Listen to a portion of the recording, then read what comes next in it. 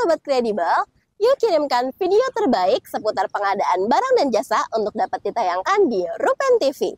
Kirimkan kreativitas Sobat Kredibel dalam bentuk video, konten, podcast, atau live streaming dengan syarat dan ketentuan sebagai berikut. Di sini sudah tertera ketentuan terkait tema, format, durasi, bahasa, kualitas video dan audio, serta hak cipta. Jangan lupa dicek ya. Upload video melalui tautan berikut ini. Kami tunggu partisipasi Sobat Kredibel di Rupen TV. Salam pengadaan.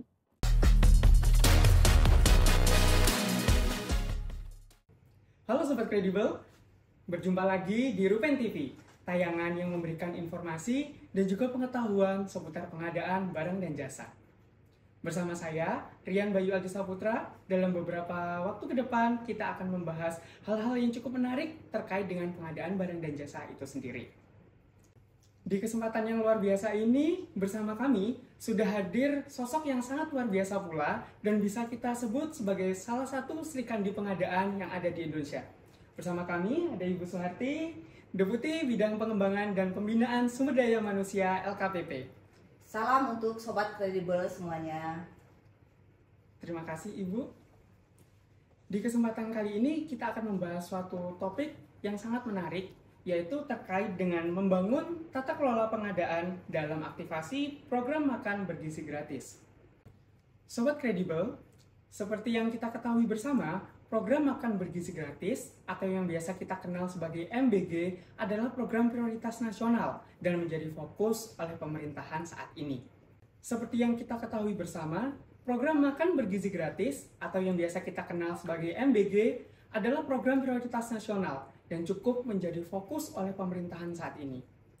Dalam pelaksanaannya, agar program MBG ini mampu membawa dampak yang cukup besar bagi masyarakat, diperlukan banyak sekali upaya baik dari koordinasi maupun komunikasi antar sektor untuk memperkuat ataupun melancarkan setiap hal yang ada di dalamnya. Instansi maupun pihak yang turut terlibat dalam pelaksanaan program makan bergizi gratis ini yaitu LKPP. LKPP merupakan instansi yang bergerak dalam bidang pengadaan barang dan jasa pemerintah yang dalam hal ini pastinya mendukung pelaksanaan program makan bergizi gratis. Lalu Ibu, bagaimana peran LKPP dalam program MBG itu sendiri, Bu? Ya, baik Mas. Sebetulnya memang tadi sudah disebutkan LKPP adalah satu-satunya ya instansi yang tentu saja bertanggung jawab di bidang pengadaan dan tentu saja sebagai program prioritas nasional, program MBG ini sangat-sangat strategis dan kita tahu bahwa anggaran untuk program MBG ini sangat fantastis ya, sangat fantastis. Dan kemudian cakupan program MBG ini adalah seluruh wilayah Indonesia. Tentu di situ tadi betul sekali peran lintas sektor dibutuhkan, termasuk LKPP. Nah, apa saja dukungan yang sudah diberikan LKPP atau peran LKPP ya untuk program MBG ini? Sebagaimana sering disebutkan oleh Bapak Kepala LKPP, LKPP hari ini sudah memberikan dukungan berupa masukan terhadap kebijakan, ya, kemudian juga sistem pengadaan yang bisa digunakan untuk program MBG tersebut, kemudian juga memberikan dukungan berupa kelembagaan, ya, dan juga SDM. Pendampingan untuk kelembagaan dan SDM-nya. Selain itu juga memberikan advokasi, pendampingan terkait pengadaan-pengadaan baik untuk makan bergizinya maupun untuk infrastruktur yang mendukung dari program MBG tersebut. Ya, paling kurang kira-kira seperti itu. Oke, baik Ibu. Jadi pada dasarnya memang banyak sekali begitu ya, Bu, peran yang diberikan oleh KPP itu sendiri dalam kelangsungan program seperti sudah dalam sistem pengadaan, lalu dalam hal kelembagaan dan juga keterisian SDM, pendampingan, advokasi maupun yang lain. Karena memang kembali lagi ya Bu ya, bahwasanya tujuan program ini secara luas begitu ya Bu. Betul sekali. Nah, berbicara terkait kelembagaan dan juga SDM itu sendiri Bu, bahwasanya program MBG ini kan juga tidak lepas dari instansi yang terkait, dalam hal ini BGN, gitu, atau Badan Gizi Nasional. Lalu terkait dengan kelembagaan dan keterisian SDM itu sendiri di BGN, Bu, bagaimana kondisinya terkait dengan kematangan UKPBJ dan pemenuhan SDM di Badan Gizi Nasional itu sendiri? Oke, baik. Tentu saja ini perlu kita ketahui ya, bahwa Badan Gizi Nasional sebagai instansi atau lembaga baru gitu ya, lembaga baru, tentu kelembagaan pengadaannya juga baru ya. Dan kemudian katakanlah hari ini SDM pengadaannya, dan saya rasa tidak hanya SDM pengadaannya, tentu juga belum mencukupi atau belum ideal. Nah, ini menjadi persoalan tersendiri ya, dalam target-target atau BGN sendiri berpacu lah ya gitu, berpacu dengan target-target presiden sebanyak 82 juta penerima manfaat. Jadi di satu sisi mereka harus memang mencapai target penerima manfaat 82 juta tersebut gitu ya, dengan tadi tentu diharapkan realisasi penyerapan anggaran pengadaannya juga optimal. Namun di satu sisi sebetulnya tantangannya atau permasalahannya adalah mereka juga harus menyiapkan tadi sumber daya. Kalau dari pengadaan tentu berupa kelembagaan yang kalau kita biasa sebut, kita berharap kelembagaannya proaktif ya. Nah, kemudian SDM-nya juga kompeten seperti itu. Nah, kemudian juga penggunaan sistem pengadaan kita optimal ya, seperti itu. Nah, ini barangkali yang hari ini memang masih menjadi PR di BGN sendiri. Baik, Bu.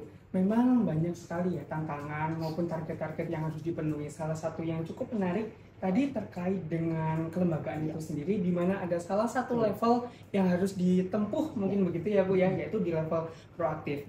Nah, pada dasarnya Bu, mungkin boleh diceritakan Bu, seberapa penting terkait adanya peran kelembagaan itu sendiri dalam pelaksanaan program makan bergizi gratis itu sendiri? Oke.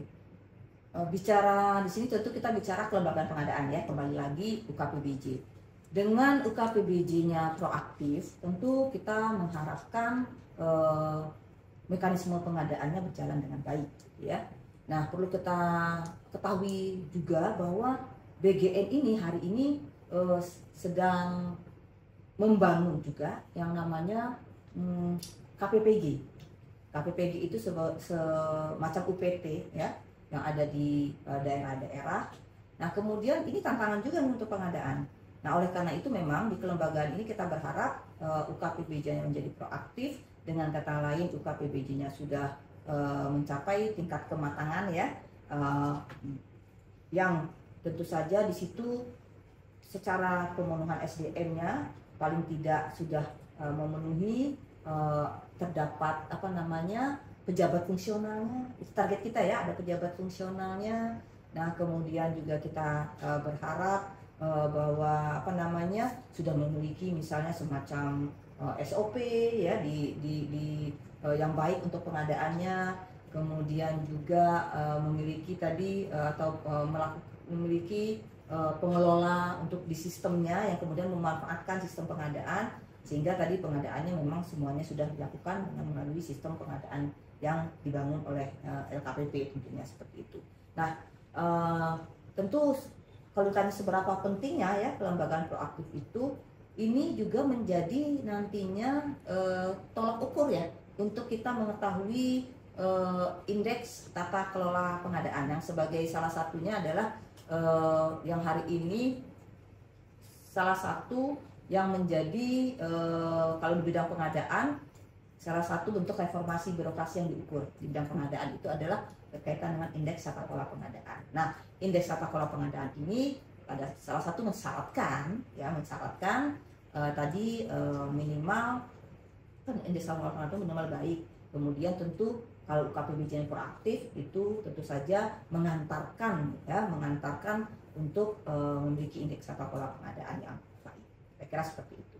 Baik, memang untuk mencapai indeks tata kelola pengadaan yang baik itu sendiri diperlukan banyak sekali upaya-upaya begitu ya Bu ya. Dan mungkin salah satu upaya yang bisa dilakukan oleh instansi terkait mungkin dengan memberikan inovasi seperti itu Bu ya Bu ya. Nah, lalu pada dasarnya Bu, apa saja inovasi dari program membangun tata kelola pengadaan dalam aktivasi program makan bergizi gratis itu sendiri? Oke. Ya sebetulnya karena tadi saya melihat ya bahwa program MBG ini kalau kita ingin percepatan aktivasinya, maka kita harus membenahi pengadaan, membenahi tata kelolanya. Berarti itu gagasannya adalah kita membangun tata kelolanya, tata kelola pengadaannya. Nah, begitu di kesempatan ini saya ingin menyampaikan bahwa inovasi-inovasi yang berkaitan dengan tata kelola tadi, tata kelola pengadaan ini berkaitan tentu saja pertama kita ingin adanya percepatan pemenuhan SDM yang kompeten. Kedua, kita ingin kelembagaannya menjadi proaktif. Nah, kemudian ketiga, kita juga ingin bahwa sistem pengadaan ini memang dimanfaatkan. Kemudian kalau untuk kelembagaan kita tambahkan adanya sapel-sapel, itu usulan kita kira-kira seperti itu. Nah, ini menarik. Nah, mungkin langsung saja ya saya sampaikan bahwa ketika untuk yang pertama memenuhi SDM yang kompeten, ini hari ini sebetulnya LKPP dengan BGN ini sudah berkolaborasi.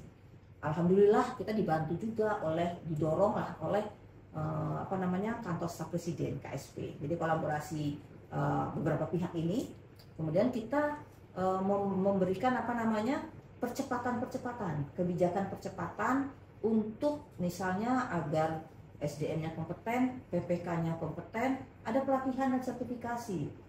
Nah, di sini kebijakan percepatan itu kita lakukan. Yang tadinya semula totalnya bisa lebih dari 10 hari dalam pelaksanaan pelatihan, ini menjadi kurang, tidak sampai 10 hari. Nah, ini kemudian menjadi terobosan tentu saja terkait pemenuhan SDM yang kompeten. Nah, di samping itu kita juga membantu BGN ketika mereka akan memenuhi Jafung pengadaannya. Bagaimana LKPP membantunya? Nah, LKPP membantu dengan memberikan tentu saja pendampingan kepada tim BGN untuk bagaimana menghitung kebutuhan dari Jafung. Nah, kemudian kita mengeluarkan rekomendasinya, kebutuhan pejabat fungsional pengadaan tersebut, yang akhirnya kemudian oleh BGN disampaikan ke Kemenpan. Dan kita tidak berhenti di situ juga, kita coba ke Kemenpan untuk membantu agar tadi persetujuan dari Menpan pun segera juga diterima oleh BGN. Nah, selanjutnya tentu ini adalah pendampingan dalam pengisiannya. Nah, pengisian ketika sudah mendapatkan formasi kebutuhan, tentu saja ya bisa macam-macam nih, bisa melalui perpindahan dari instansi lain ya, bisa, atau perpindahan jabatan yang ada di internal. Nah, mungkin ini agak sulit karena SDM sendiri pada dasarnya kurang gitu ya. Nah, kemudian rekrutmen dan seleksi melalui CASN itu juga salah satu peluang untuk pengisian jabatan fungsional. Hal-hal ini sudah kami sampaikan juga di rapat yang dihadiri oleh baik BGN sendiri, ada sesama BGN, kemudian ada pihak KSP ya, Deputi 3 KSP, dan juga ada Menpan dari Kemenpan RB. Jadi kita dorong supaya teman-teman di BGN ini segera memenuhi Jafungnya. Itu seperti itu. Memenuhi Jafung, memenuhi kebutuhan juga PPK yang bersertifikat kompetensi. Selesai satu urusan berkaitan dengan SDM, kira-kira seperti itu ya. Tapi itu tentu masih berjalan terus nih, kan bukan sesuatu yang seperti membalikan telapak tangan, tentu tidak ya. Nah, kemudian berproses, namun paling tidak sudah ketemu cara atau solusinya gitu ya.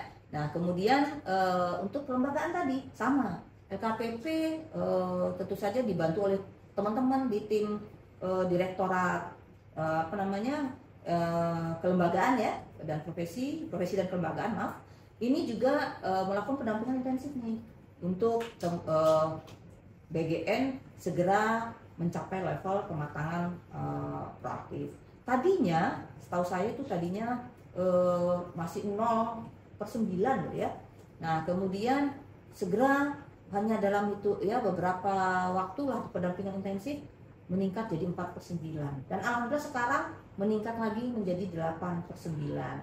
Nah tentu harapan kita selangkah lagi kalau SDM-nya terpenuhi gitu ya, karena itu juga jadi variabel juga, maka bisa mencapai 9/9 atau level proaktif tadi.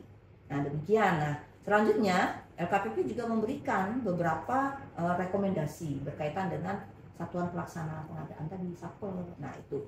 Nah mudah-mudahan rekomendasi ini nanti bisa dipelajari lebih dalam oleh BGN gitu ya. Dan kita juga menyampaikan rekomendasi ini kita tembuskan juga ke pihak-pihak lain, yakni ke KSP dan ke Kemenpan RB, supaya menjadi memang alternatif solusi ketika nanti KPPG ini akan akan tumbuh gitu ya, dibangun di 20 untuk tahap pertama ini 20 unit, kemudian informasinya akan menjadi 42 ke depannya atau makin banyak.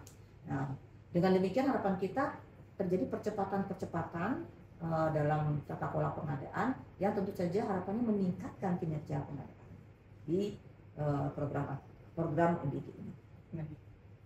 Baik, terima kasih Ibu. Jadi memang pada dasarnya sudah sangat banyak sekali dan usaha-usahanya sangat luar biasa begitu ya, khususnya diberikan dari LKPP. Tadi juga disebutkan ada banyak sekali pihak yang terkait ya Bu ya, baik dari KSP, lalu dengan Menpan maupun pihak yang lain. Lalu Ibu, pada dasarnya bagaimana sih Bu strategi ataupun upaya-upaya yang dilakukan agar tetap menjaga, dalam artian pihak-pihak ini mempunyai fokus maupun visi yang sama ke depannya begitu? Bagaimana upaya-upayanya Bu? Ya, jelas komitmen ya, supaya kita semua punya komitmen. Pertama tentu kita bersama-sama harus paham ini adalah program prioritas nasional. Ya, satu visi dulu lah kita ya, bahwa kita harus sukseskan program pemerintah, program Bapak Presiden terkait program makan bergizi. Nah, mengapa? Karena memang program ini sungguh mulia sebetulnya untuk tadi ya kita wujudkan SDM kita unggul, supaya bisa bersaing nantinya dan kita bisa mencapai Indonesia Emas 2045, kan seperti itu. Nah kemudian tentu tidak mudah ya tadi menyamakan semuanya fokus, semuanya komit gitu ya. Nah ini tentu perlu membangun komunikasi yang intensif, terus berkomunikasi. Kita sudah beberapa kali ya rapat dengan koordinasi yang cukup besar, melibatkan berbagai stakeholder dan BGN. Kalau dengan BGN itu udah seperti komunikasinya ya tidak lagi hanya komunikasi formal, tapi juga sudah informal, WA dan sebagainya. Kenapa? Karena memang kita sangat concern. Mengapa? Mungkin kalau tadi dikatakan tata kelola dan kinerja pengadaan, di awal juga saya sampaikan bahwa pengadaan berkaitan dengan infrastrukturnya atau yang mendukung, mensupport program BG-nya sendiri, hari ini bisa dikatakan kalau hari ini kita berdiskusi, ini masih cukup rendah juga serapan atau realisasi anggarannya.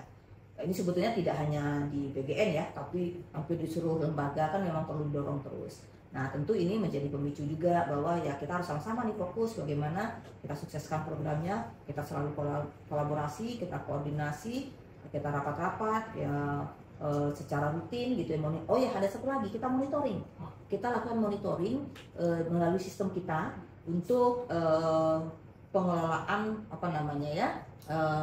pengelolaan dari realisasi pelaksanaan pengadaannya. Kita kan punya SIRO, kita tahu berapa rencana umum pengadaan atau rencana pengadaan, belanja pengadaan di BGN, kemudian serapannya sekarang berapa, dan kemudian dari situlah kita monitor itu kita sampaikan dan kita dorong untuk terjadi percepatan. Dan sebetulnya Bapak Kepala BGN sendiri pun dalam beberapa kesempatan juga menyampaikan concern beliau terkait percepatan penyerapan anggaran ini. Baik, jadi pada dasarnya dalam rangka akselerasi tata kelola pengadaan itu sendiri, mungkin memang ada beberapa tantangan juga ya Bu, yang tidak bisa dipungkiri seperti tadi yang disebutkan realisasi penyerapan yang kurang itu. Lalu apakah ada Bu tantangan-tantangan lain yang ditemui dalam mendukung tata kelola pengadaan agar mencapai baik itu tadi Bu? Tantangannya sendiri sebetulnya adalah barangkali kalau dari sisi BGN ya saya melihat bahwa SDM mereka memang masih kurang, SDM secara keseluruhan. Nah ini memang perlu bantuan lah, intervensi pihak-pihak terkait, dan saya juga yakin hari ini semuanya bersama-sama. Kementerian Pan-RB juga begitu ya, membantu untuk percepatan, tapi juga perlu nih dari kementerian, lembaga pemerintah daerah untuk sama-sama juga. Kalau hari ini katakanlah ada mutasi antar instansi, itu kan dimungkinkan, misalnya ada dari daerah ya, yang barangkali ya dengan beberapa alasan lah gitu ya, bisa saja untuk mutasi ke PGN. Di samping tentunya kita merekrut, menyeleksi dari sumber CASN seperti itu. Itu dulu diisi tuh. Kalau sudah diisi, pejabat-pejabatnya juga sudah terisi, itu akan lebih cepat bergeraknya biasanya. Baik. Jadi memang pada dasarnya tidak bisa dihindari begitu ya Bu, tantangan. Tapi untuk akselerasi itu sendiri sudah adanya sinergi, kolaborasi dan komunikasi antar pihak pasti bisa membuat semuanya baik sesuai dengan tujuan begitu ya Bu.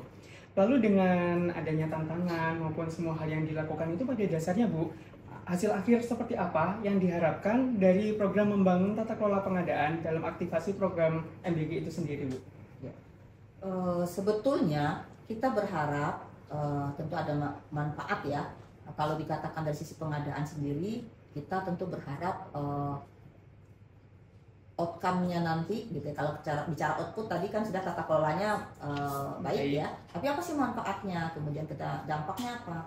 Ya tentu kita berharap pengadaan di tadi BPN ini menjadi lebih transparan, kemudian efektif, ya efisien, kemudian juga akuntabel gitu ya.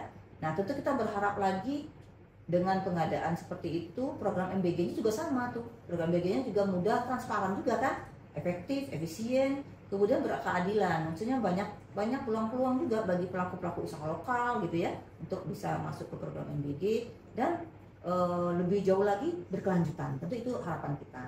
Nah, manfaat-manfaat yang tentu saja diharapkan ya, lebih jauh lagi kita berharap dengan tata kelola pengadaan yang baik ini ya tentu saja bagi pemerintah, khususnya kita nih LKPP, tentu kita senang dong pengadaannya mencapai tujuan pengadaan sesuai prinsip ya, itu tentu itulah yang kita inginkan, pengadaannya kredibel.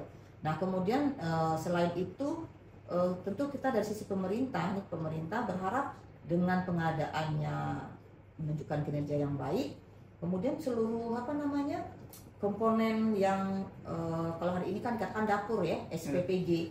Nah, itu memang bisa beroperasi gitu loh. Kenapa tidak ada hambatan dari sisi pengadaannya gitu ya.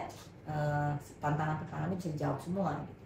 Nah, kemudian kalau itu beroperasi sesuai target, nah tentu saja target penerimaan manfaatnya juga sesuai kan. Nah, penerimaan manfaat sesuai, maka berarti program pemerintah berhasil dari sisi pemerintah. Dari sisi masyarakat tentu kalau tadi benar-benar seluruh 82 juta penerima manfaat ini menerima manfaatnya, ya insya Allah kan makan bergizi itu diterima oleh masyarakat, gizi meningkat gitu ya, asupan gizinya menjadi baik. Nah itu tadi cita-cita kita ke Indonesia Emas 2045 semakin terang benderang gitu ya. Nah kemudian juga satu lagi, kalau kita pengadaan kita juga harus ingat ada manfaat bagi pelaku usaha kan. Nah UMK itu juga bisa berperan di sini, mendapatkan informasi yang lebih baik ya. Nah kita berharap seperti itu tentunya. Nah dengan kata lain banyak kelompok-kelompok masyarakat dan juga pelaku usaha yang bisa turut berperan dalam program MBG ini. Paling tidak itu menurut saya. Baik, jadi pada dasarnya memang dengan pelaksanaan program yang dalam hal ini melalui kelembagaan, SDM dan juga pemantauan melalui sistem itu pastinya akan membawa dampak yang cukup besar begitu ya Bu, baik dari instansinya, masyarakat maupun bagi pelaku pengadaan dalam hal ini begitu ya Bu. Oke, baik Ibu, mungkin boleh pesan Ibu kepada sobat kredibel di seluruh Indonesia maupun yang ada dimanapun itu terkait pentingnya tata kelola pengadaan itu sendiri Bu, seperti apa? Baik, mungkin pesan saya ya untuk para sobat kredibel hari ini, tentu para sobat kredibel, insan pengadaan gitu ya, kita mengetahui bagaimana peran pentingnya pengadaan dalam pembangunan, dalam pelayanan publik, termasuk dalam mendukung program-program prioritas Bapak Presiden. Oleh karena itu tentu pesan saya, dimanapun kita berada, kita dukung, kita support program prioritas pemerintah hari ini. Kemudian tentu kita lihat apa peran pengadaan di dalamnya. Yang pasti peran pengadaan itu sangat strategis, karena tidak mungkin program-program prioritas tersebut bisa dilaksanakan dengan sebaik-baiknya tanpa ada campur tangan pengadaan. Nah, oleh karena itu pengadaannya memang harus betul-betul kredibel. Kredibel berarti ya kita selalu melihat bahwa tujuan pengadaannya harus menjadi fokus kita, kemudian kita laksanakan pengadaan itu secara sesuai dengan prinsip, etika ya pengadaan, dan selalu kita jaga integritas dalam pengadaan. Insya Allah ya, insya Allah dengan demikian bahwa pengadaan itu memang menjadi primadona gitu ya, menjadi primadona, menjadi satu fokus yang dianggap penting dalam mendukung pembangunan kita hari ini. Dan tentu saja pengadaan akan mendukung juga cita-cita atau visi kita untuk Indonesia Emas tahun 2045. Barangkali demikian dari saya. Baik, terima kasih banyak Ibu. Jadi memang dalam bidang pengadaan adalah suatu upaya yang strategis, karena dengan pengadaan itu sendiri mampu membawa dampak yang sangat luar biasa begitu ya Bu, bagi seluruh masyarakat yang ada di Indonesia terutama.